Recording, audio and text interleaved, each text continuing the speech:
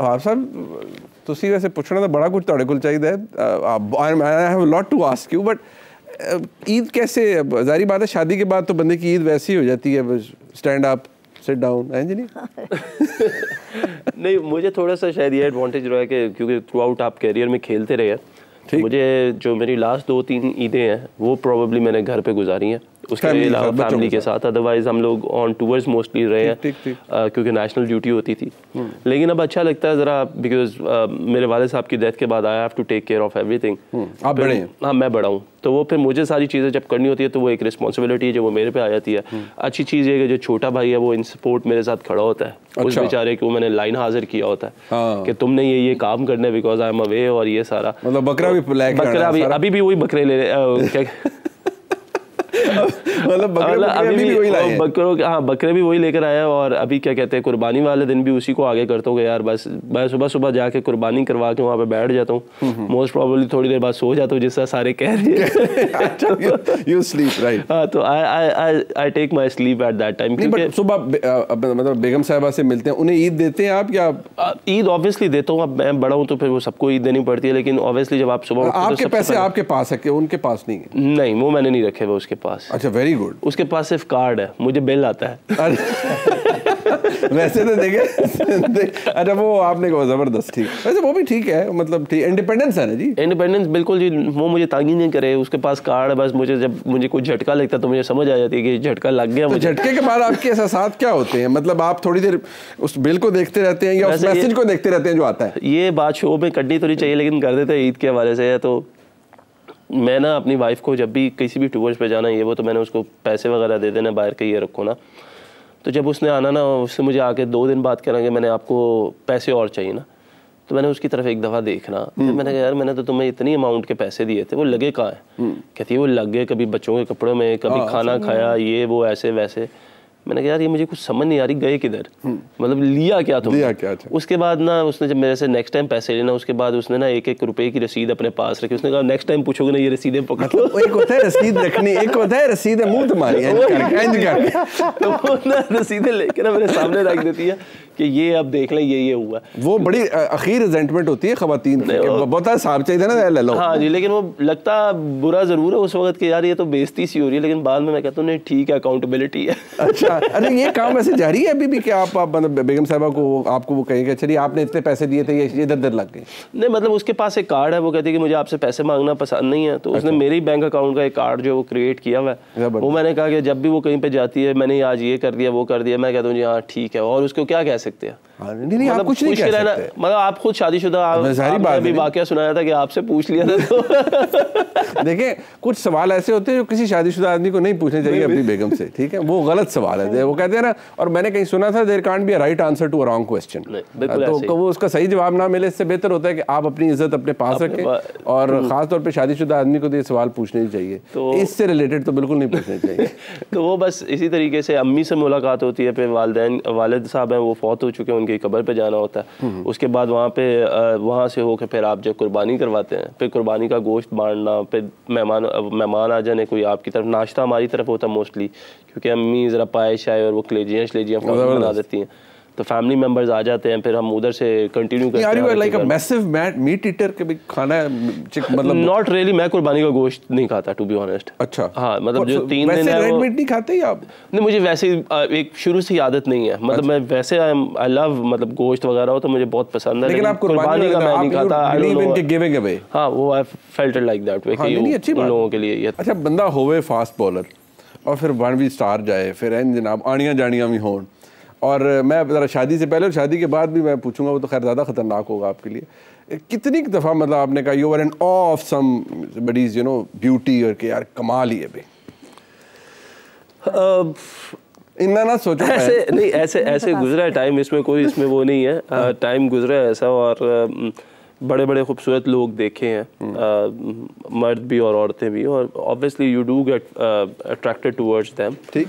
तो मतलब ऐसा नहीं है कि हम उस चीज़ को डिनाई करें, लेकिन obviously as a representator you मतलब आपको एक अपना करना पड़ता है। तो you know you are an ambassador of Pakistan when you go out of the country और इवन इन पाकिस्तान, तो you have to be very much careful about कि यार ये चीज़ों का ख्याल रखना है। वो अब जो दूसरी तरफ आपने शादी के बाद वाला एक्सपीरियंस पूछा, तो वो ये है कि ये मैं आपको बता दूं कि कभी भी बीवी आपके पीछे नहीं चलनी चाहिए। बीवी को या आपके साथ चलना चाहिए या आपको बीवी के पीछे चलना चाहिए। ये बहुत खूबसूरत बात है, ये मैं आपको बता दूं। और उसकी वजह ये है कि मैं आपको वाकया शेयर कर दूं। वैसे हाथ खड़ा करके कह रहे, मैं अपनी बेगम से वैसे पीछे चल रहा हूं। आपको शेयर कर देता हूं। मैं ऑक्सफोर्ड स्ट्रीट पे था लंदन में, तो मैं थोड़ा तेज़ वॉक करता हूँ, वाइफ मेरी थोड़ा स्लो चलती है, तो मेरा बचपन का दोस्त भी साथ था। तो हम लोग वॉक पे स्ट्रीट कर रहे थे, तो मैं थोड़ा आगे था, वाइफ मेरी पीछे उससे बात कर रही थी दोस्त से मेरे साथ, तो मैं आगे था। तो अक्रॉस द रोड ना 2 खातून आ गई। ओके। अब वो जब आई ना, तो मैं एकदम, मेरी ऐसे नज़र पड़ी ना, तो मैंने ऐसे करके देखा ना, तो एकदम मुझे पीछे से ना चुपेट पड़ी इधर। मैं ऐसे करके ऐसे, मैं क्या हुआ है, कह रही बस कर दो देखना।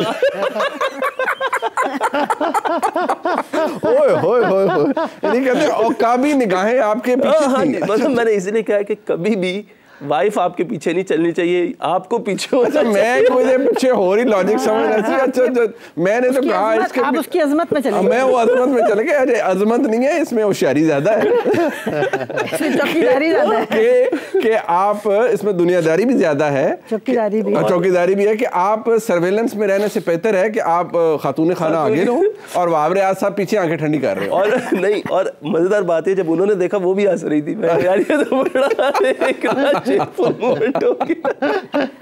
अच्छा, एज अ स्पोर्ट्समैन आपने नेचुरली, आप करियर में एक आता है, स्टेज आती है जब आप पीक करते हैं। जब पहली दफ़ा आपको हुआ और जब आप परफॉर्मेंस दी, जारी बात है, और when Wahab Riaz emerged as Wahab Riaz, तो वो फीलिंग क्या होती है कि जब आपको फ्रॉम नोबडी टू समबडी वाली, कि एक दिन तुझे कुछ भी नहीं होता, you are just a bench strength, आप बैठे हुए होते हैं, यू नो एट मैक्स आप वो तौलिया रखा होता है या किसी मदद कर रहे होते हैं, at in one match you become a star. तो वो क्या फीलिंग होती है? बंदा मतलब एक डिसबिलीफ होता है या क्या होता है? डिसबिलीफ नहीं होता। अच्छा, बेसिकली ये आई बिलीव के ये कहीं ना कहीं अल्लाह ताला ने ऐसा आपके लिए लिखा होता है कि टू बी अ स्टार, क्योंकि खेलने वाले बड़े होते हैं और उनमें से जो स्टार्स हैं जिनको आप काउंट करते हैं वो बहुत कम होते हैं। अब जब भी आप देखते हैं, जब हम क्रिकेट देखते थे, मैं खुद उन लोगों में से हूँ जो कज़ाफ़ी स्टेडियम में बाहर अपने वसीम अकरम, वकार यूनस, शाहिद आफरीदी वगैरह इनके ऑटोग्राफ्स लेने के लिए लाइन में लगते थे, खड़े होते। और उसके बाद फिर देखना, उसके बाद जब मैं क्रिकेट खेलना शुरू की और जब मैं पहली दफ़ा पाकिस्तान टीम में आया, तो आई फेल्ट लाइक कि यार मैं तो कुछ हूँ ही नहीं, मतलब लोग मुझे पूछ ही नहीं रहे मैं पाकिस्तान टीम में आया हूँ। और कोई जाता है शुएब अख्तर के पास, कोई जाता है शाहिद आफरीदी के पास, कोई जाता है शुएब मलिक के पास, आई एम नो बडी। और वो मुझे फील होती है यार कि कोई अल्लाह ताला कोई एक ऐसी परफॉर्मेंस करवाए जिससे you suddenly you become a star और पीपल की एक्सपेक्टेशंस आपसे ज़्यादा हो जाए। सो वो मौका मिलने की बात होती है और फिर वो मौके पे डिलीवर करने की बात होती है।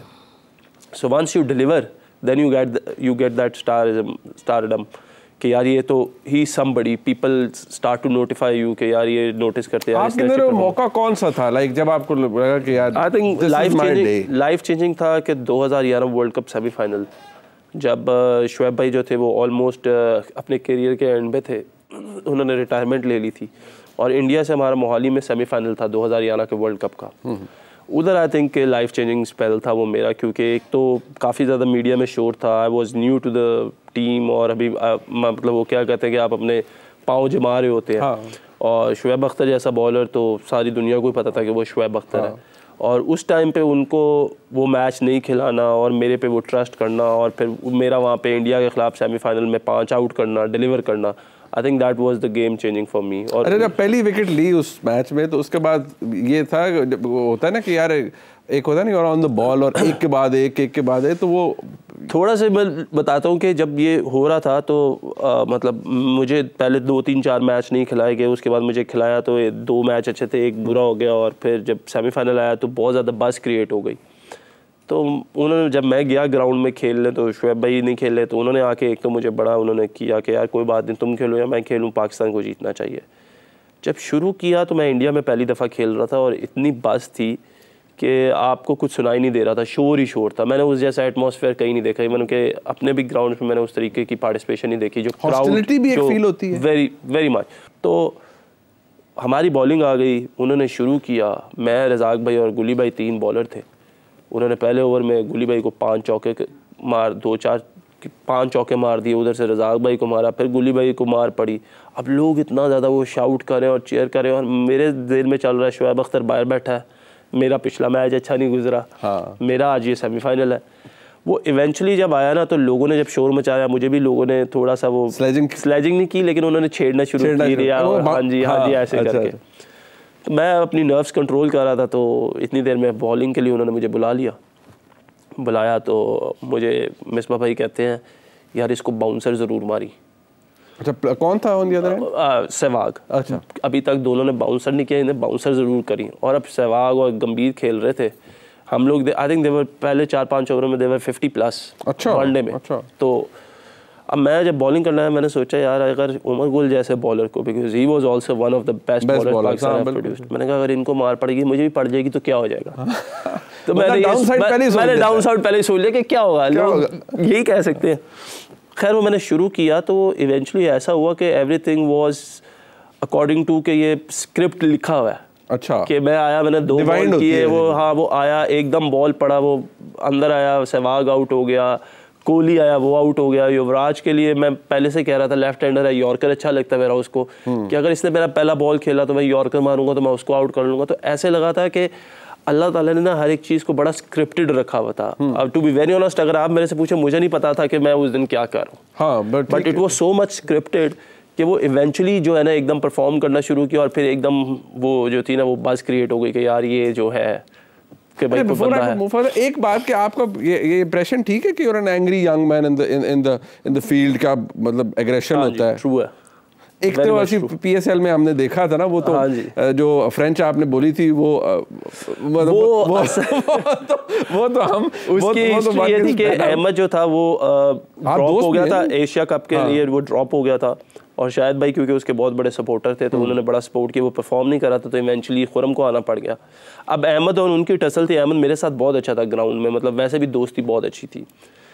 तो मैच शुरू हुआ, मैं आया, उसने मुझे पहली बॉल पे छिक्का मार दिया। मैं लीडिंग बॉलर था वो पेशावर ज़ल्मी का। मैंने कहा यार ये तो बदतमीज़ी है। और शाहजहां ग्राउंड भी छोटा। खैर उसने छिक्का मार के थोड़ा सा वो एटीट्यूड दिखाया। मैंने उधर राउंड द विकेट जाके जब उसे बॉल किया स्लो वन, वो बोल्ड हो गया, मिस कर गया। वो एक्सपेक्ट नहीं कर रहा था कि मैं स्लो करूँगा, उसको कहा था कि बाउंसर करूँगा। तो मैंने अपने एग्रेशन में ऐसे ही ना उसको कहा कि यस। तो उसने ना ऐसे बैट आगे मेरे करके ना, वो स्क्रीन पे नहीं है, उसने ऐसे बैट मेरे आगे करके ना ये पिन पॉइंटेड, और उसने ना मुझे कुछ कहा। तो आई वाज लाइक अच्छा। फिर उसके बाद मुझे नहीं पता, मैं फिर उसके बाद था। तो वो फिर खैर बीच में पड़ गए सारे, और फिर वो हो गया। तो गुस्सा मुझे आता काफ़ी है, और स्पेसिफिकली जब मार पड़ी हो तो बहुत ही गुस्सा आता है। फिर तो समझ भी नहीं आती है टाइम्स के कर क्या रहा हूँ। वो और मार खाई जाता हूँ। तो फास्ट बॉलर के लिए ठीक है कि गुस्सा और आ जाना होता ही गुस्सीले हैं। हाँ वैसे ये तो है, शॉर्ट टेम्पर। हमारे इसमें ना लैंग्वेज में कहते हैं कि जो जितने भी फास्ट बॉलर है ना वो इंसान नहीं होते। क्योंकि ये किसी लॉजिकली जो है ना वो फास्ट बॉलिंग बहुत मुश्किल है, साइंटिफिकली कहते हैं। तो वो कहते हैं कि these are not normal people। लेकिन ये है कि वो of the ground plus it's a kind of sport जिसके अंदर है ही एग्रेशन। हाँ जी, you have to एग्रेशन तो पंप्ड इन होती है, जरूरी है सर, वरना बहुत आजकल आप देखते नहीं बैट्समैन स्कोर ही बहुत कर देते।